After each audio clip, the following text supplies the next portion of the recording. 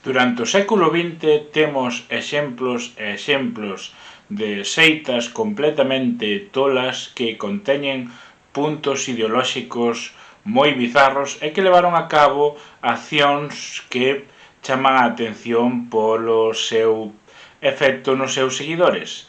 Podemos destacar, por exemplo, a secta Edelweiss, ou Edelweiss, non sei como se pronuncia, que estuvo activa en España dende os anos 70 a finais dos 90 e a que se lle acusa de tráfico de nenos, prostitución infantil e outros delitos moi chungos. Tamén podemos salientar que no ano 1995 a peña en Tokio foiselle a olla e unha secta apocalíptica fixe un atentado de gasarín con moitos mortos e intoxicados.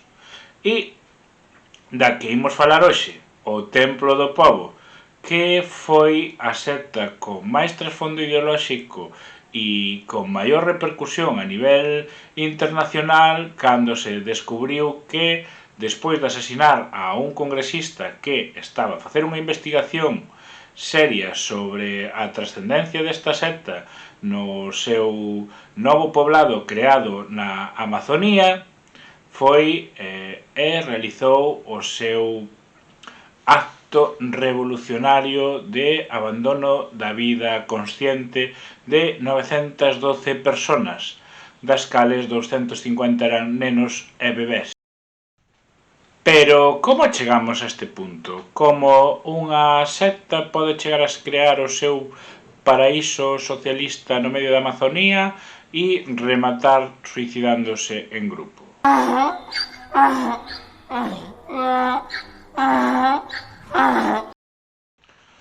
O Templo do Pobo comeza sendo unha congregación dentro dos discípulos de Cristo, que era outra secta diferente. E toma relevancia polos seus postulados políticos de non-racismo e de considerar que o cristianismo era un camiño para o comunismo e o comunismo era un camiño para o cristianismo.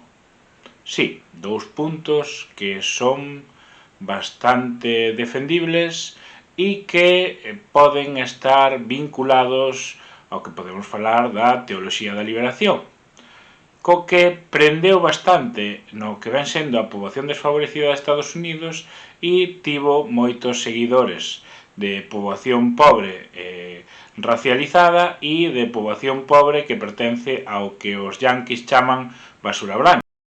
Sí, tiñan outro punto moi gracioso e é que parte da súa ideoloxía era que Jim Jones tuvera unha revelación. Jim Jones era o seu líder político.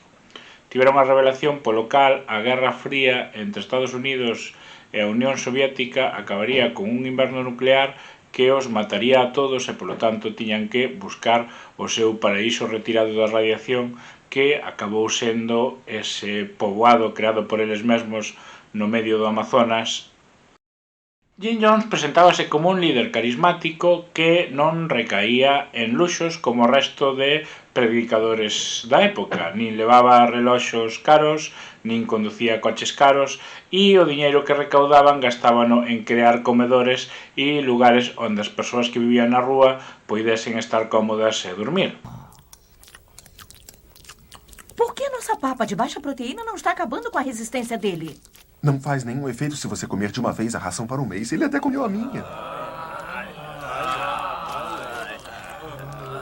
Não quer mais não, meu chão? Este progresismo cristiano atroixo a tanta poboación que moitos rapaces novos que non tiñan unha identidade formada se foron para formar parte desta igrexa e abandonaron as súas familias. Que pasou? Que todas estas familias se xuntaron nunha especie de asociación de afectados e reclamaron ao Congreso que fixese unha investigación de que estaba a pasar cos seus fillos. Entón, ese congresista colleu un avión xunto con xornalistas e persoas que lle fixeran de guardaespaldas a descubrir que estaba pasando na Guayana. Existen grabacións deste congresista dando un discurso amigable e destacando as bondades desta comunidade, pero claro, a tensión estaba no aire e un grupo de disidentes quería volver aos Estados Unidos. Acercáronse a él, fixeronlle unha petición e fuxiron nunha furgalla con bastante tensión. O que pasa é que cando chegaron ao aeroporto, un infiltrado dos fuxitivos disparou e matou a un montón de xente, incluída este congresista.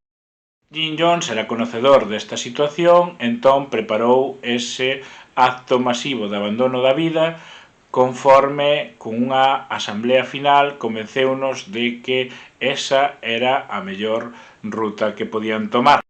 Desa última asamblea consérvanse fragmentos gravados que foron recuperados despois de ver o resultado. E podo vos dicir que Jim Jones dixo cousas como: canto me esforcei por darvos unha boa vida, pero a pesar de todos os meus esforzos, un puñado dos nosos coas súas mentiras fíxonos a vida imposible. Non hai forma de desentendernos do que pasou hoxe. Non creo que isto sexa o que queremos facer cos nosos bebés. Non creo que isto fose o que tiñamos en mente. Xa o dixo o gran profeta dos nosos tempos. Ningún home me arrebatará a vida, eu douna voluntariamente. Así que opino que deberíamos ser vos cos nenos e cos anciáns, e que deberíamos tomar e darlles a poción como facía na antiga Grecia. Cruzar ao outro lado como un acto revolucionario. Calquera persona que discrepe que fale a...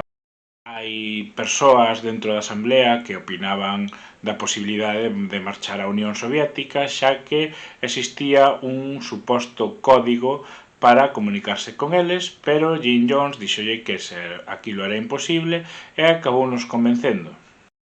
As fotos que vou poñer agora poden ferir sensibilidades, así que avísovos de que son moi chungas. O discurso, así como a biografía de Jim Jones, está publicado nun libro en español por a editorial La Felguera, que se chama Jim Jones, prodigios e milagros de un predicador apocalíptico, e que vos narra de maneira máis